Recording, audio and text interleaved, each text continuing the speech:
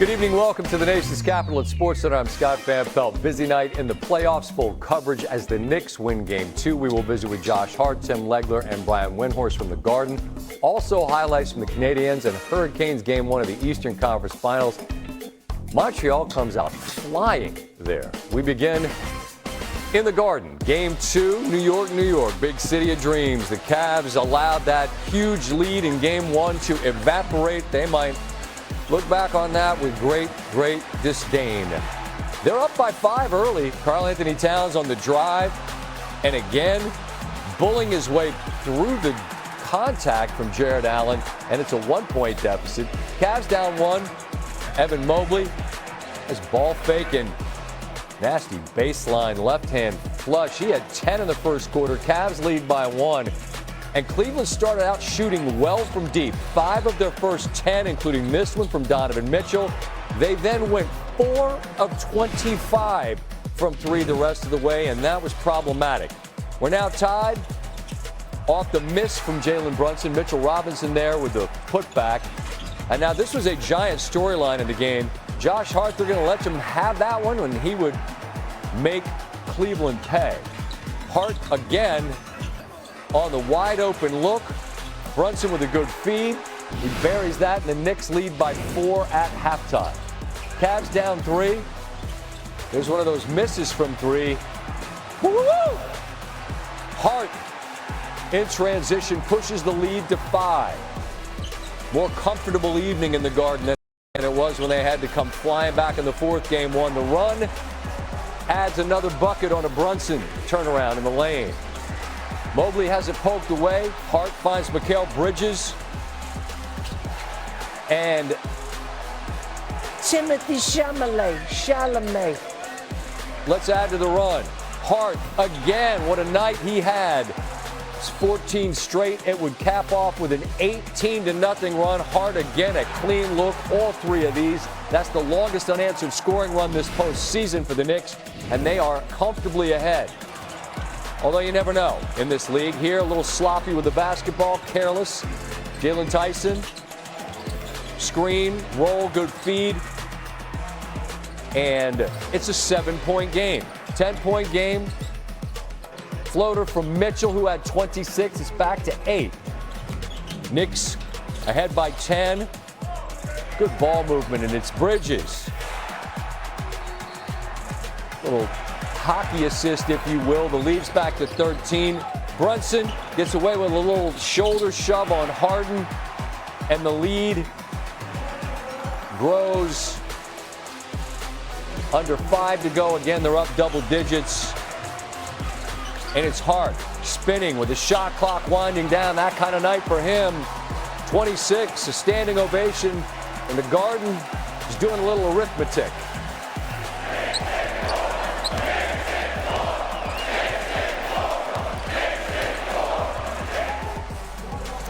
Well, Cleveland will have something to say about that. They've been excellent at home, but they're going to need to do their work in a hurry.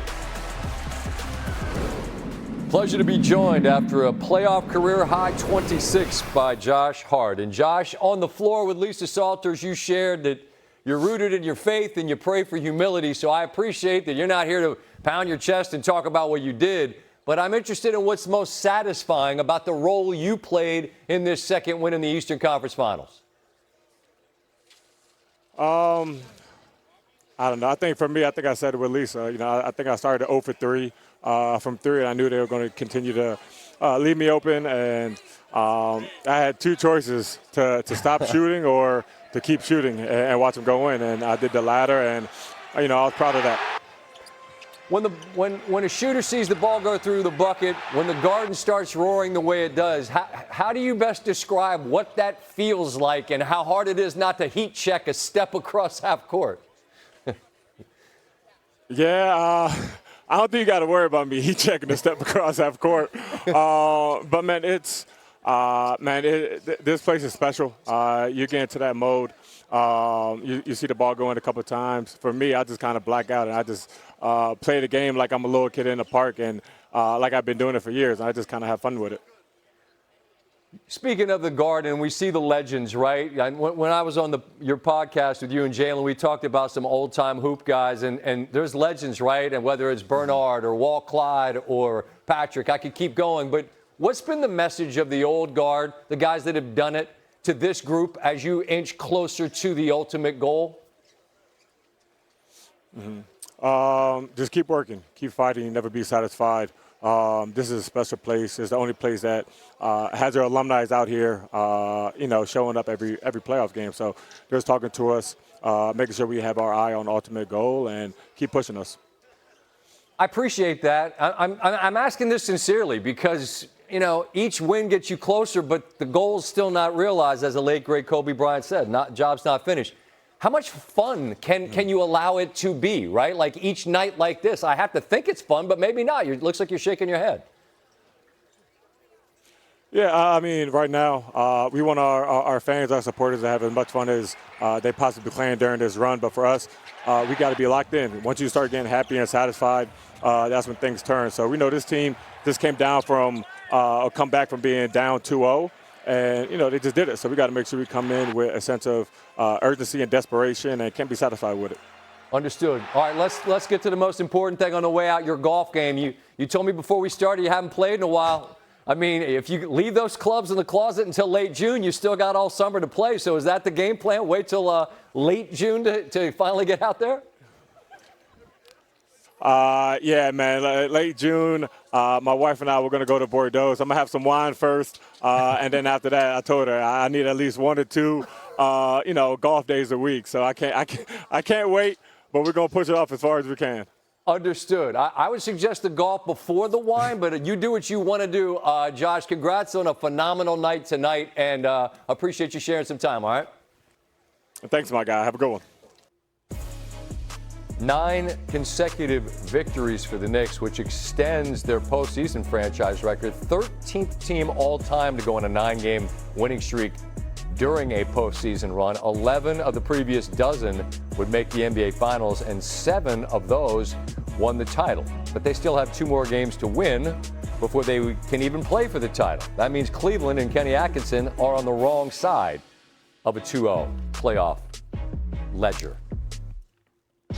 We need to get our legs under us, quite honestly. We know their rest advantage. So getting home always helps with that. But definitely probably didn't have the juice tonight that we needed to, which is kind of, it's going to hit it sometime. Offensively, I'm not worried at all. We did a really good job getting to the paint, trying to find guys, and that's why our assist total was low. It's just because we couldn't make shots, and it was everybody. So nothing to hang our head about. They protected home court, and we've seen this before, so we got to go get game 3. You guys have obviously played a lot of basketball over the last month. How much do you think we can keep? We're not tired. We're not tired. We're ready to go for game 3. It would have been great to steal 2. That was the idea. We had an opportunity to, and we didn't. So go home for game 3 and protect home court like we have been. Brian Windhorst joins us from the Garden, where the stars are out. It only is getting more blinding in terms of the assemblage of stars because, man, the city is 2 games away from the finals. This New York team, I think, expected to win the series. They were favorites. It would have been suffocating pressure if they dropped game 1, but they didn't. What did you see from the home team tonight? What kind of freedom? Yeah, so this Knicks team really does have a lot going for it. They are not a perfect team. They were not the best team in the NBA during the regular season, but they have a lot going for it. And one of the things that they can do is play different ways. They have different players who can do different things. And so Jalen Brunson crushes the Cavs in game 1. So the Cavs come back naturally and try to clamp down on him. They totally don't guard Josh Hart. And this was one of the reasons why he got benched at the end of game 1, because the Knicks weren't surviving well when they were going 4-on-5.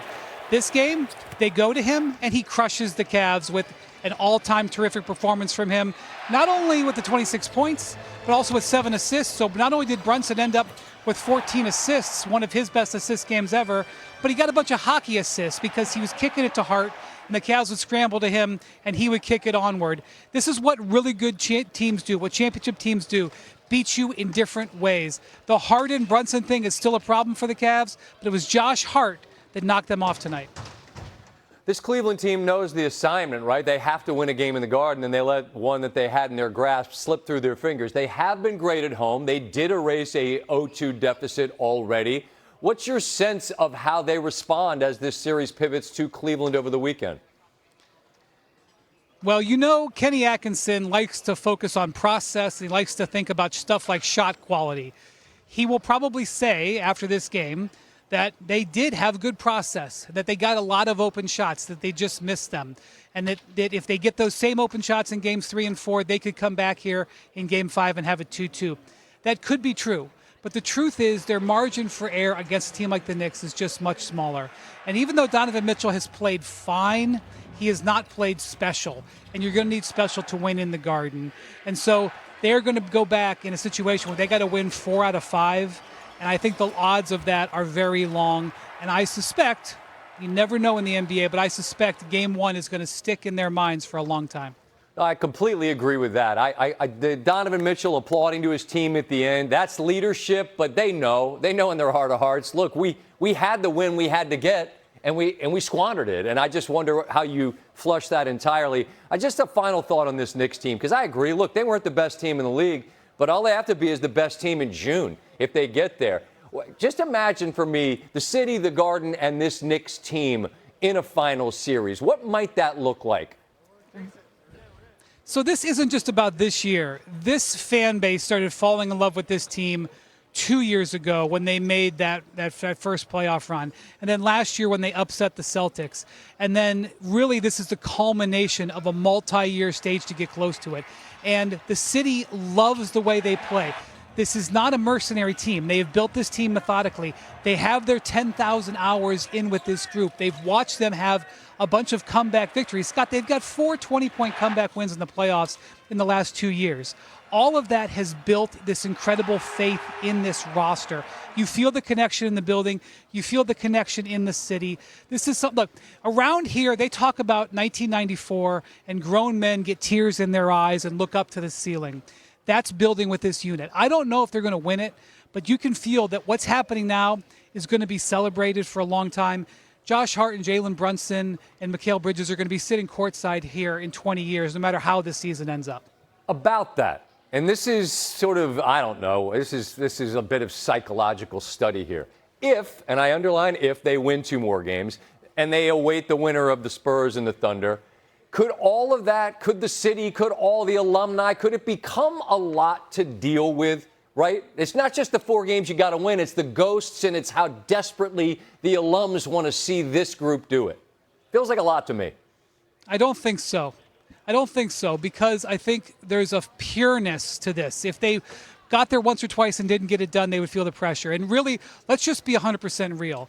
The pathway to putting a banner up there is to win this series in a sweep, to go to Cleveland, handle your business, and then watch the Spurs and Thunder beat the hell out of each other and watch the injury report grow and try to – I mean, that's just the real part. So really, and they'll never say this out loud, Jalen Brunson will never say anything even mildly disrespectful, but in their heart of hearts and in their brains, this is what they think that the pathway is. If they want to win it, they need the 6 more wins. That's probably the pathway. So they go to Cleveland this weekend with that on their mind. They've been great on the road, but Cleveland's been great at home. It's a proud Cavs team. I expect to see them fight with all their gusto on Saturday night. Brian, I appreciate the time. Look forward to continuing the conversation.